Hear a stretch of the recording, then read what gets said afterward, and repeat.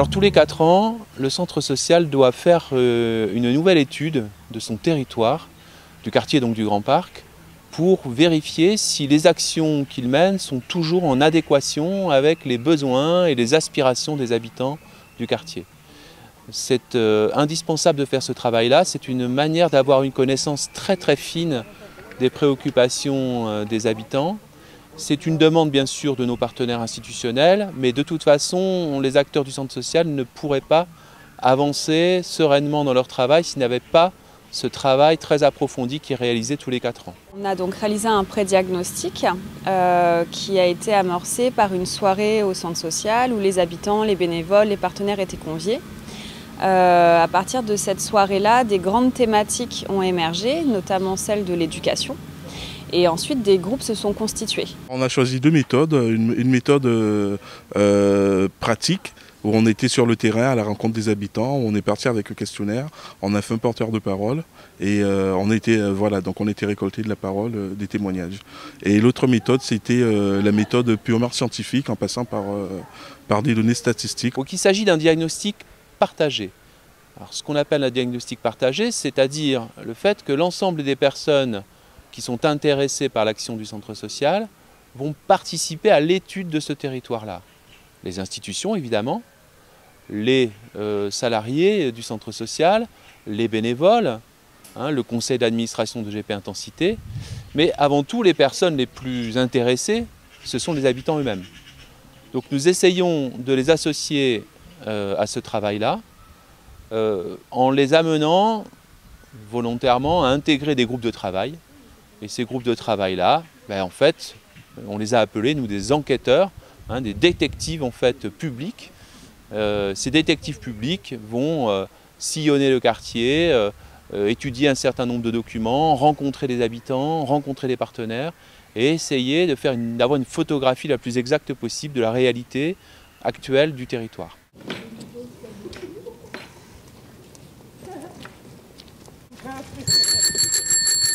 Tout d'abord sur les incivilités diminuent, on était sur la place du marché un samedi matin. On a fait un porteur de parole, donc un grand panneau où il y avait écrit la phrase telle quelle. Donc les gens se sont arrêtés fréquemment, on n'a pas eu besoin d'aller vers eux.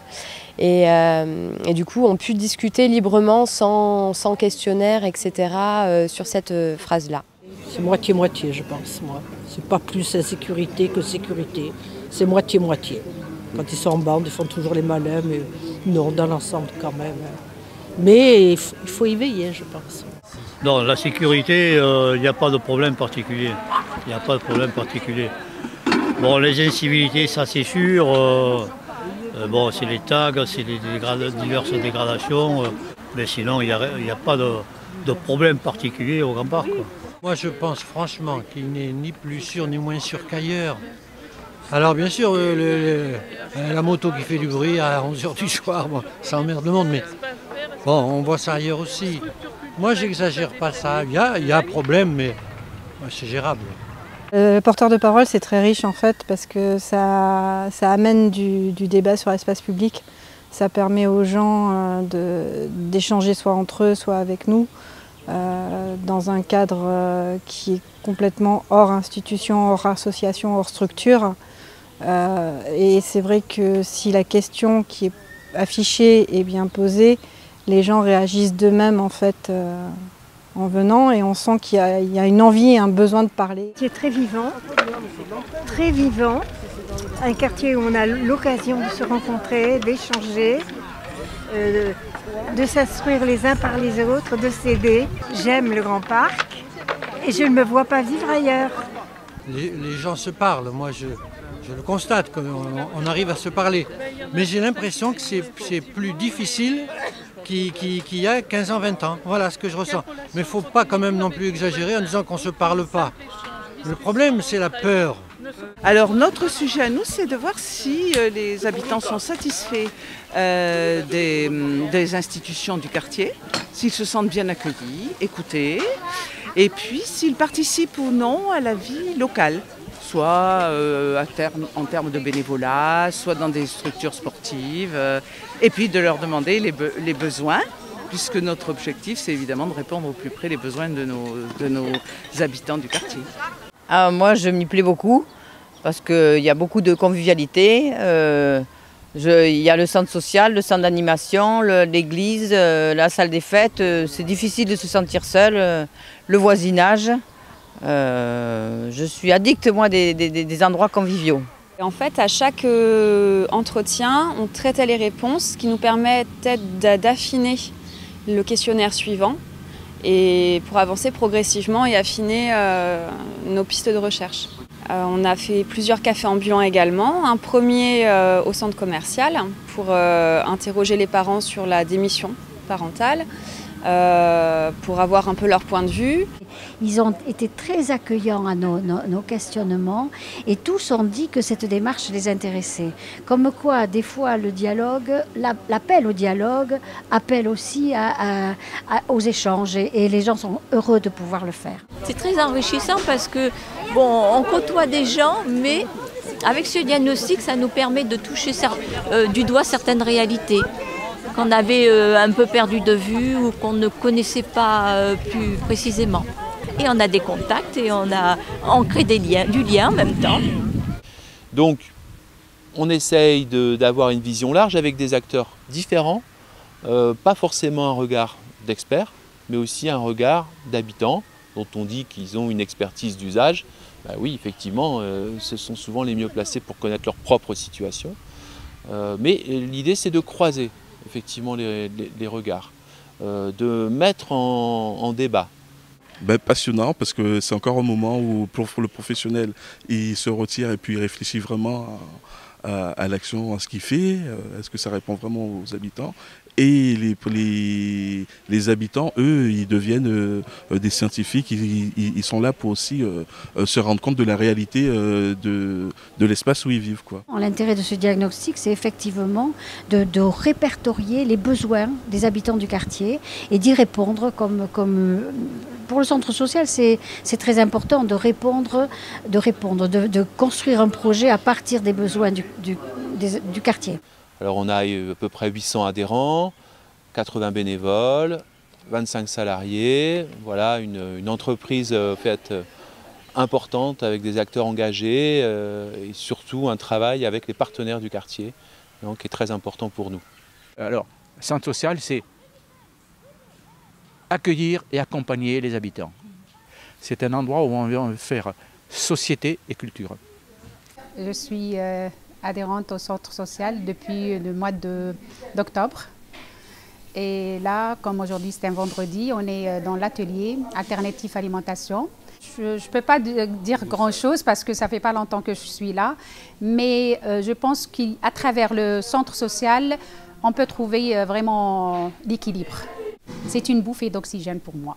Parce que nous, on se donne toujours rendez-vous devant le centre social, on se voit toujours au centre social.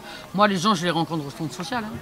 Je pense que c'est un point, c'est un centre. On a cette place géographique au centre du quartier, et les gens nous reconnaissent comme tels, quoi. S'ils ont besoin d'être accompagnés sur juste de l'administratif, ben on est là. S'ils ont besoin, s'ils ont des idées de projets, de choses comme ça, ben on est là.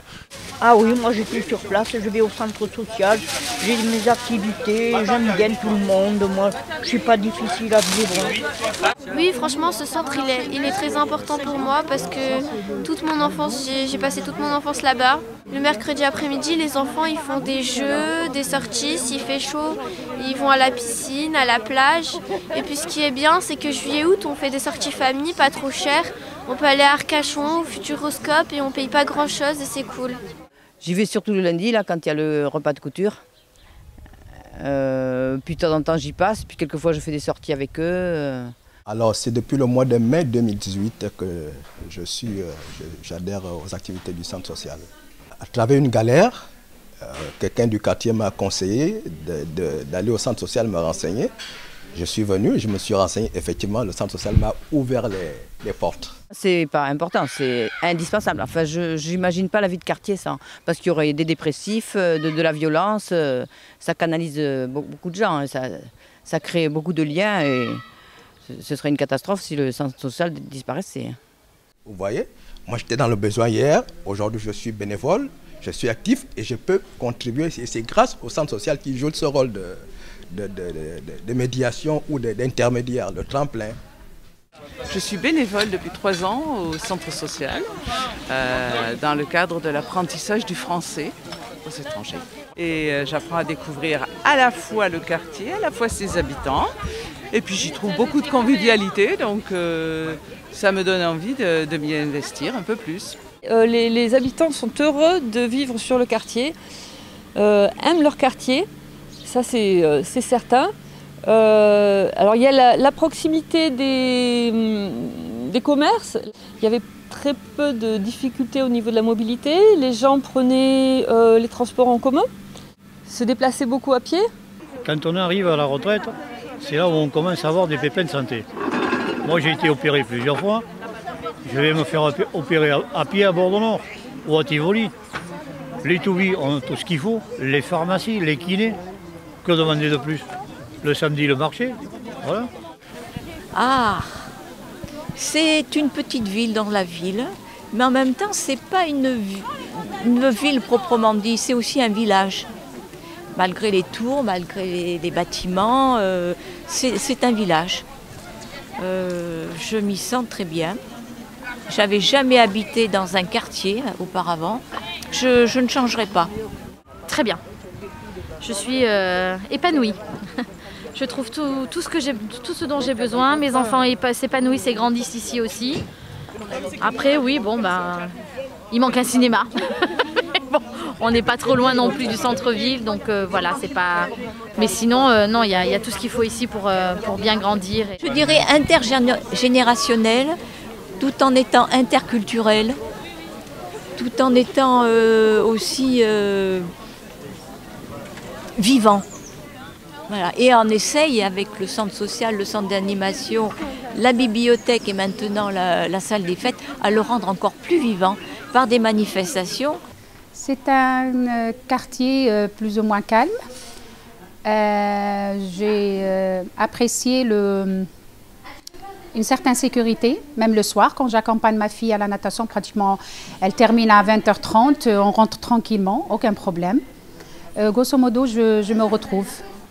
Il y a un large panel de ressources quand même.